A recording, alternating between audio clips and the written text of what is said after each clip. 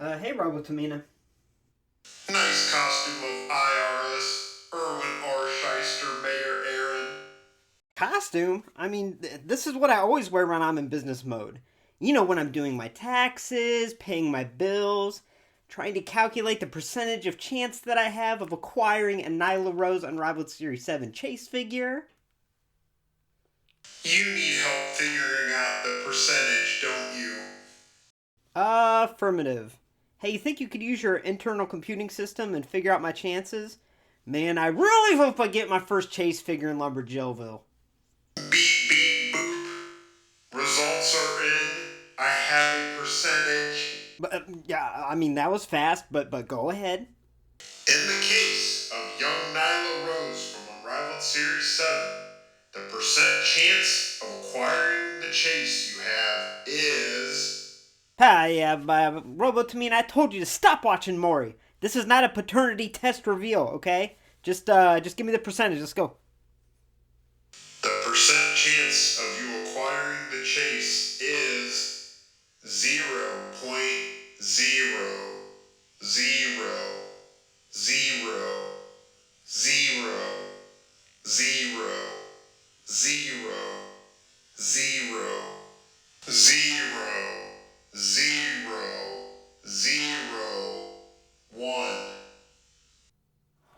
So you're telling me there's a chance?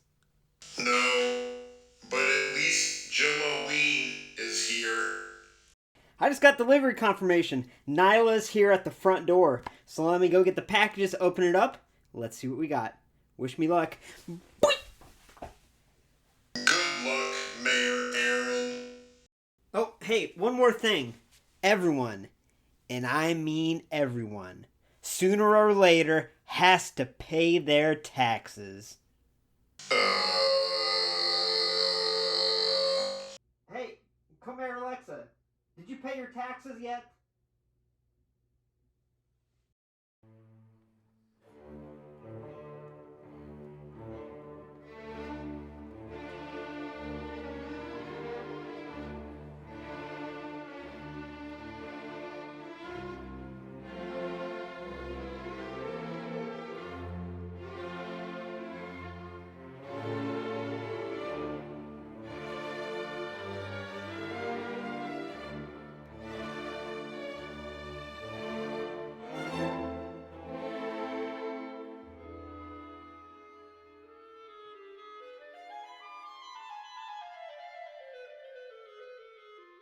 Hey y'all, welcome to Lumberjillville. Women's wrestling lives here. Now today I'm super excited to review Unrivaled Series 7 Nyla Rose. Not just because the figure looks like it turned out pretty awesome, but Nyla herself is breaking down walls and barriers. I mean, this is the very first transgender wrestling figure released, and I get to review it here in Lumberjillville, and that to me is cool. Because if you're new to the channel, you'll find out that here in Lumberjillville, we accept all different types of people. We just want people to be themselves. You know what I mean? I love all different types of people. And as long as you got a good heart, that's all that matters to Mayor Aaron. So I know and I'm prepared that the comments are going to have snarky remarks and comments and just some rude things. And I expect that to happen. But I just want to remind you and leave you with this, okay? Now remember the old saying how it goes. If you don't have anything nice to say, then you can go yourself.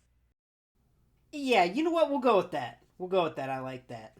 Alright, so let's dive into the review. So anytime I've reviewed a unmatched or unrivaled women's figure on the channel, I just gush about this packaging. And I'm going to continue to do that today because it just stands out. It looks amazing. I'm not an MOC collector, and I actually have every woman that's been released in the AEW lines MOC in a protector. So yeah, I just think they look absolutely amazing. And Nyla here is no different. And it's really awesome that she doesn't come with extra hands or any extra things that are floating off to the side. Because I know that's kind of nice to have extra accessories. But to me, if you're keeping a figure MOC, you don't want all those extra hands and heads and whatnot. So this to me is like perfect. And I do have another one that I have MOC still. So yeah, you can see a photo of her on the front here. We have her name. She looks great MOC. Moving on the back, we have her little faux signature, I guess you'd call it. And then what this attire is from, which we'll go over next. And then a photo of her. And the rest of the line. Which, by the way, if you've looked at Dax and Cash images of those figures. Those things are horrible. But anyway, this one looks like a really good one so far, so let's open it up. Alright, so before I do a complete in-depth breakdown review of this figure, I just wanted to give my overall first impressions because I'll be honest with you, I am blown away by this figure.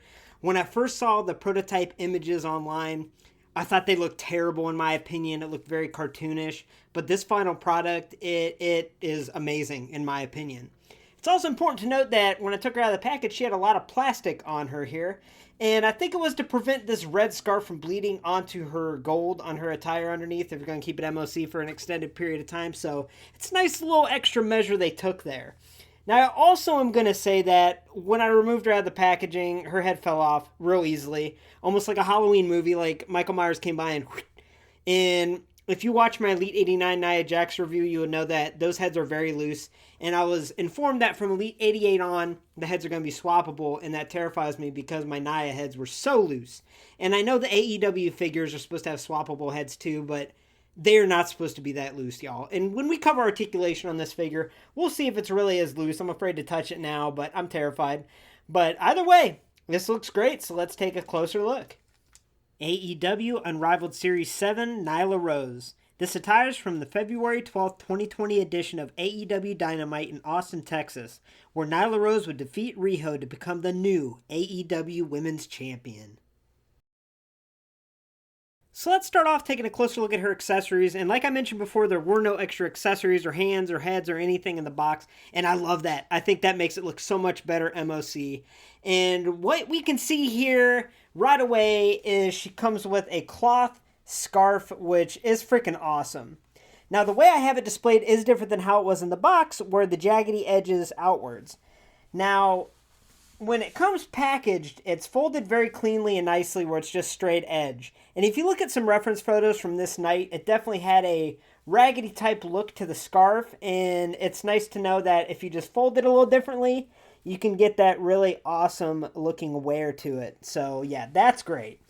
Now what else is great is we get yet another AEW women's title, and it fits awesomely around her waist, which is great.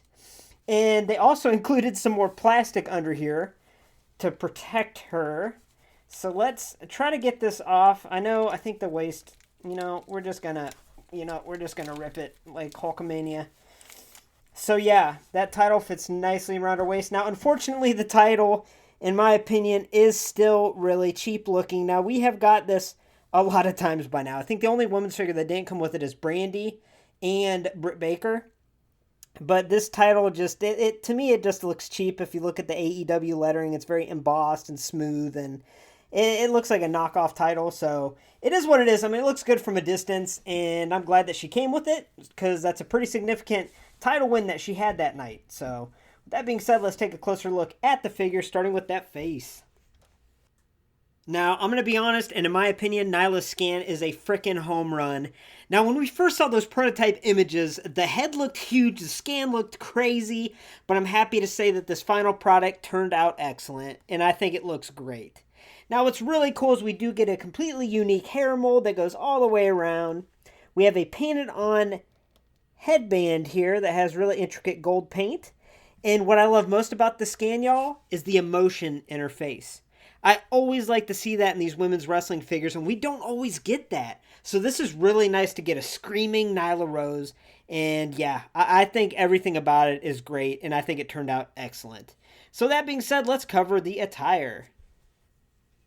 Alright, so let's move on down to her attire, and the first thing I'm going to say is this is a completely unique body mold for Nyla, and it's freaking awesome and spot on. I think it's really great. She deserves it. Very, very cool. Now, taking a closer look at the attire itself, she has molded black gauntlets on each arm there that kind of goes up under her hand. Her top is a molded piece with little intricate molded details all throughout, and it looks awesome. She has gold painted on the side. Her arms do have her tattoos.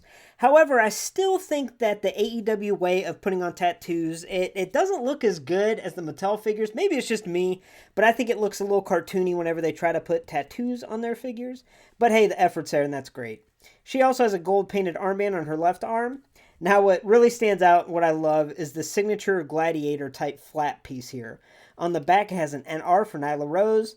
It's got gold accents on the side, and on the front, we have that bloody handprint with a lot of extra molded detail here. And that's so awesome. I mean, that's great. It stands out and looks great.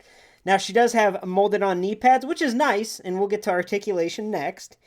And then her boots are very unique. As you can see, it's got this fringe molded around the top, and there is molding all throughout. So this figure from top to bottom is so unique. And the molding, the paint application, the detail, I mean, this just shows that Jazwares can make some really excellent women's figures. And yeah, I'm blown away. Alright, so now let's cover articulation. I am very disappointed to inform y'all that her head is extremely loose and easy to pop off. And I know that the heads are interchangeable, and I get that, but my Elite 89 Nia Jax, and now my Unrivaled 7 Nyla Rose, their heads are too loose. I get that they're supposed to be interchangeable, but they should not be barely hanging on by a thread, and I hope it's just mine. But if you look in here, that convex surface that's on the underside of the head is very shallow, so it's no wonder it just doesn't click or pop into place, and that sucks. But moving on to her shoulder, let's cover the good here. It moves in all different directions, and it's on like this little ratchet type joint. And if you have an AEW figure, you know what I mean. It kind of clicks into place, and it's really cool. She has an upper arm swivel. The elbows are double jointed. Woot woot. She has a wrist spin here, and she can also extend and flex the wrist. She has this upper torso movement where she can go side to side, front, back, all different directions, which is great. Her waist can also go in all different directions. She has this upper thigh swivel, which works awesome. Her knee does have a molded pad, which is awesome because she can really flex that knee back really far with that double jointed knee. Now, she doesn't have any swivel on the upper portion of her boots, but her foot can, a plantar flex, a dorsiflex, and yeah, that's about it. So the articulation's great, but like I mentioned, that head is so loose, it barely stays on. Barely stays on, and that's been driving me nuts lately, but I won't let it take this figure down. And here's one last look at Unrivaled Series 7, Nyla Rose.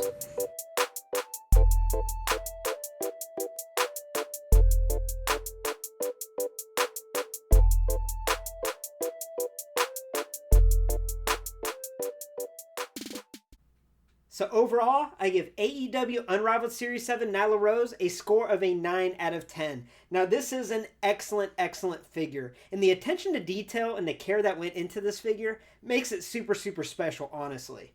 Now, not only is that scan a pleasant surprise and it has emotion behind it, but the body mold, the attire, the paint application, the accessories of the scarf, and the AEW women's title. I mean, all around, this is an excellent, great figure. Now, I would say that I wish the head wasn't so freaking loose, but hopefully it's just mine. Hopefully they're not all like that.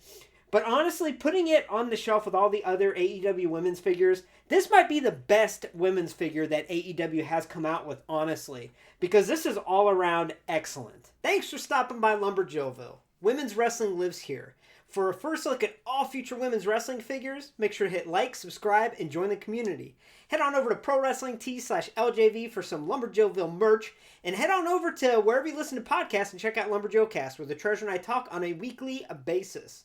Now, also, this is Jilloween month, and I've been doing some very special projects, and there's a movie that is coming out Saturday, October 23rd. It's going to be a premiere. I'm going to go in there and chat with whoever's there. But it's a 17-minute little mini movie, but it was so much fun to do, and I had a blast doing it, and I hope to see y'all there to check it out with me and chat with me. So, yeah, have a great night, y'all.